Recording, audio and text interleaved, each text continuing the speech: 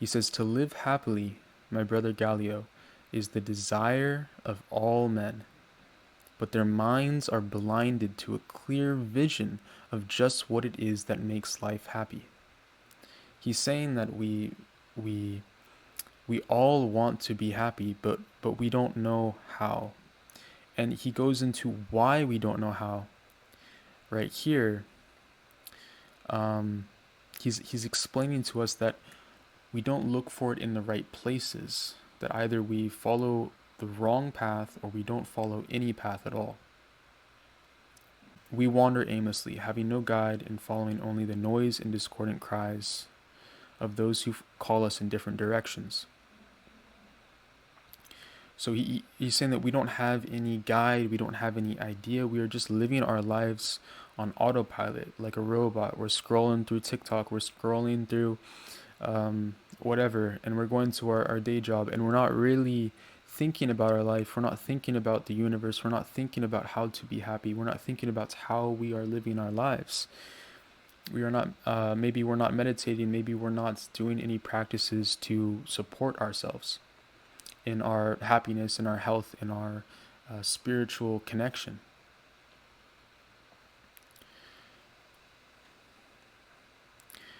And then he says, "So no one can fall down without drawing along another.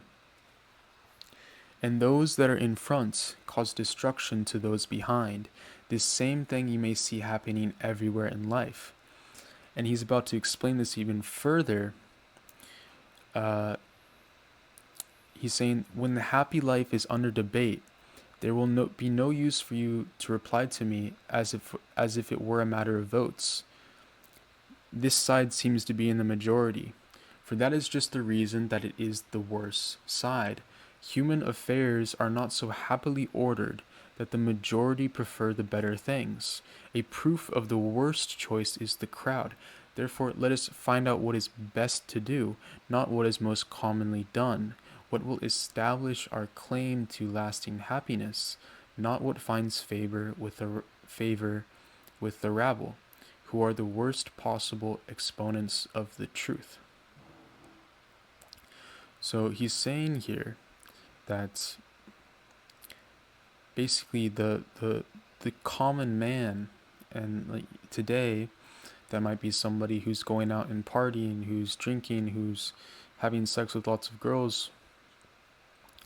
That kind of popular lifestyle, that is causing destruction to those around us, because we are leading by example other people into that lifestyle, and it's also very importantly, maybe most importantly, causing destruction to ourselves.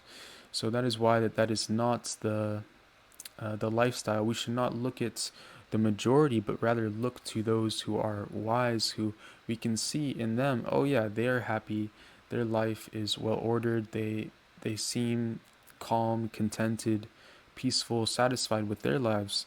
So then we should try and follow those people rather than someone who doesn't have those aspects in their life. So, and then he goes on to denounce all these flashy displays of wealth in favor of true inner happiness. He says, "Why do I not rather seek some real good, one which I could feel, not one which I could display? These things that draw the eyes of men, before which they halt, which they show to one another in wonder, outwardly glitter, but are worthless within. Let us seek something that is a good in more than appearance, something that is solid, constant, and more beautiful in its more hidden parts."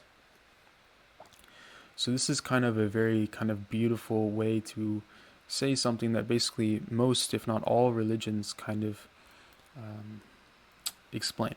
And that is that these outwardly things, that they don't have any real effect on our experience. Our experience is something that comes from within us. That the quality of our experience is something that is determined by who we are, by our own inner perception. These things might evoke happiness, might evoke pleasure. These worldly things might evoke happiness, evoke pleasure within us, but in and of themselves, they're not the cause of that happiness or that pleasure. If you look at a child, or if you look at a virtuous man, frankly, which maybe you've never seen one today, but they can be happy for no reason. Walking down the street, they're exuberantly happy. They are in bliss and pleasure for no reason, like a child. He doesn't need this computer for him to be happy. He has toys. He doesn't even need that many toys to be happy. He's just happy by his own nature. It's just the nature of this innocence that we lose because of society. So in all this, he's explained what happiness is not, that it is not caused by these outer things, that it's not caused by following what is commonly done. So then how do we actually become happy? So in talking about how one actually becomes happy, he goes on to say that you must have a mind that is in possession of sanity, that it must be courageous and energetic, but without anxiety, attentive to all the advantages of life, but not with excessive love, a user, but not a slave of good fortune. And finally, he says, once we have driven away all that excites or it affrights us, there ensues unbroken tranquility and enduring freedom. For when pleasures and fears have been banished, then in place of all that is trivial and fragile and harmful just because of the evil which it works, there comes upon us first a boundless joy that is firm and unalterable, then peace and harmony of the soul and true greatness. So he's saying here that in this portion of the text, he's saying that it comes from driving away that which excites and affrights us, and banishing pleasures and fears to create this sort of harmony and contentedness within the soul. And then he goes on to discuss what the highest good is and what the happy life is. And he says that the happy man is he who recognizes no good in evil other than a good in an evil mind. Also, that the highest good is a mind that scorns the happenings of chance and rejoices only in virtue.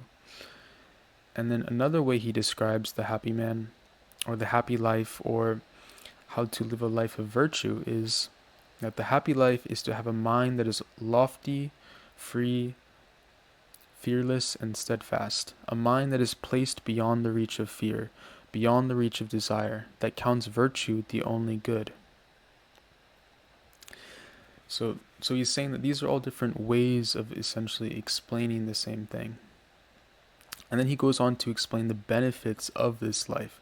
He says that a man thus grounded must, whether he wills or not, necessarily be attended by constant cheerfulness, and a joy that is deep and issues from deep within, since he finds delight in his own resources, and desires no joys greater than his inner joys. Should not such joys as the... Oh yeah, that's the end of that quote. And then he goes on to explain further that these certain joys are the path to the happy life.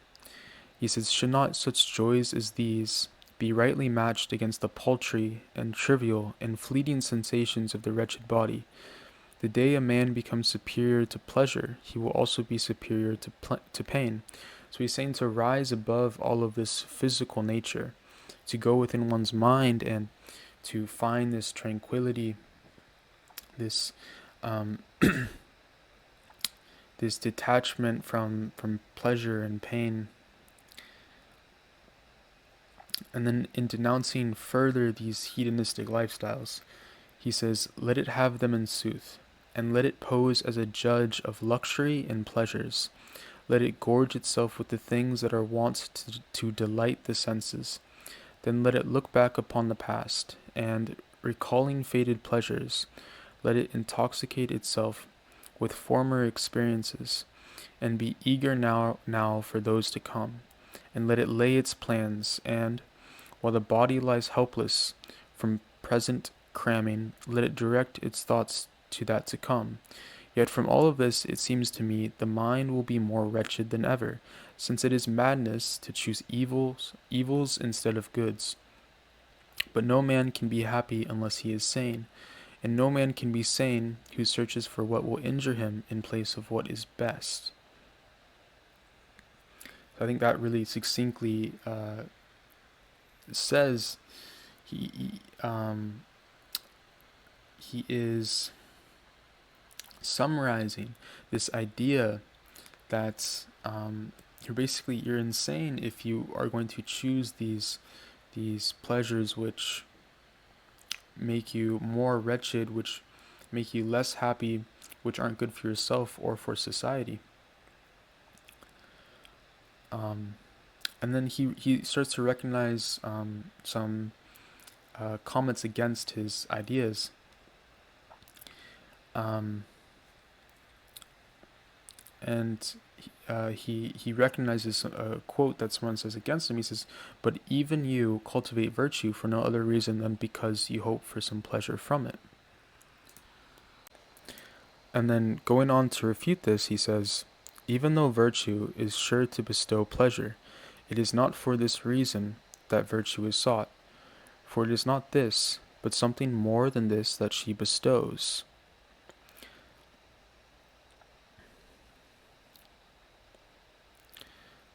And then a little bit later he says, "The highest good lies in the very choice of it, and the very attitude of a mind made perfect.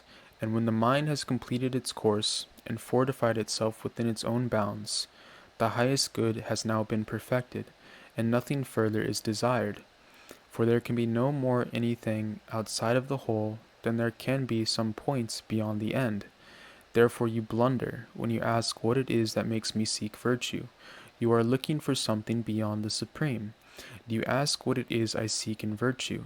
Only herself, for she offers nothing better. She herself is her own reward. Or does this seem to you too small a thing, when I say to you, the highest good is the inflexibility of an unyielding mind, its foresight, its sublimity, its soundness, its freedom, its harmony, its beauty? Do you require of me something still greater, to which these blessings may be ascribed?" And then again, praising virtue, he says, "What does virtue promise you for this enterprise? Mighty privileges and equal to the divine. You shall be bound by no constraints. Nothing shall you lack. You shall be free, safe, unhurt.